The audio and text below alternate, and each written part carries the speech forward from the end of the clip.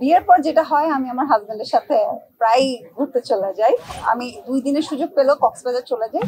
Recently একটা project এসেছিল, but ওটা আসলে আমার ক্যারেক্টার ভালো লাগে। প্রজেক্টগুলো করলে অ্যাকচুয়ালি আমার কিছু আমার ক্যারিয়ারে ওইরকম ভালো কিছু হতো না। খুব শীঘ্রই আপনাদেরকে একটা জানাবো, যেটা আসলে আমি ঈদের জন্যই প্ল্যান করে করা হচ্ছে।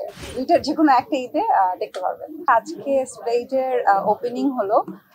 এটা কততম শোরুম আপনি বলেন? আচ্ছা, এটা 9 নাম্বার। ওকে, তার মানে এর আগে অনেকগুলো শোরুম হয়েছে, বাট ভাইয়া আমাকে যেটা বলছিল যে ওনাদের মেয়েদের সেকশনটা ছিল না, সো এবার প্রথম ওনারা মেয়েদের সেকশনটা নিয়ে এসেছে। এবং আমি যতটুকু ঘুরে দেখলাম যে হয় না যে আমাদের দেশে তো এমনিতেই পাকিস্তানি আউটফিট সবাই খুব পছন্দ করে, তো ওনারা আসলে অথেন্টিক ওখান থেকে বানিয়ে নিয়ে আসে ওই ডিজাইনটা ফলো করে। তো কালেকশন গুলো খুবই সুন্দর, আমার অনেক পছন্দ হয়েছে এবং অলরেডি আজকেও আমি যেটা পরে আছি সেটাও স্প্লেটের। তো এই এবং সেই সাথে আরো অনেক কিছু কালেকশন আছে, লাইক ব্যাগ, শু। সো ওনাদের প্রত্যেকটা কালেকশনই অনেক সুন্দর। হ্যাঁ, কথা হচ্ছে। আসলে আমার তো অনেক প্রজেক্ট নিয়ে সবসময় কথা হয়।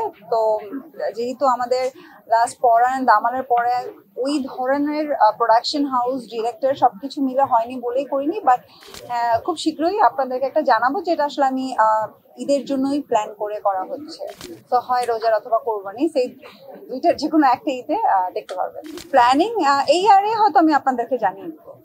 সো প্ল্যান এখন স্ক্রিপ্ট সবকিছু মিলে কাজ অনেকটা এগিয়ে গেছে।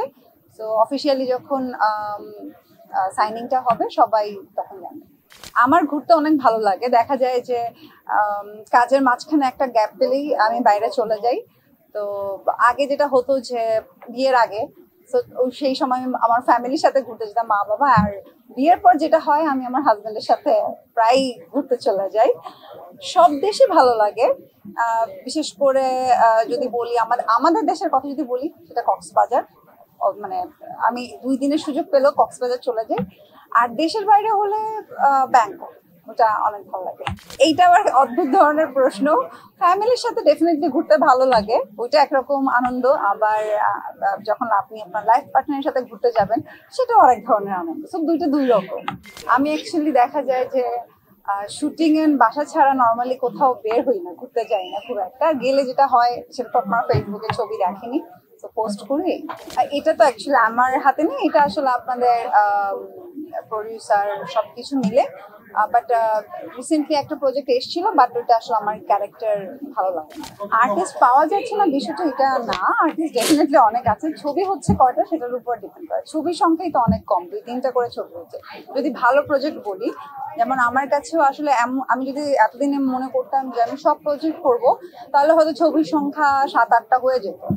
বাট ওই প্রজেক্টগুলো করলে অ্যাকচুয়ালি আমার কিছু আমার ক্যারিয়ারে ওইরকম ভালো কিছু হতো না, অথবা আপনারাই আমাকে বলতেন যে আপু এই ধরনের প্রজেক্ট কেন কাজ করেছে। তো যার কারণে ওয়েট করছি, সামনে অবশ্যই ভালো কিছু দেখতে পারবেন।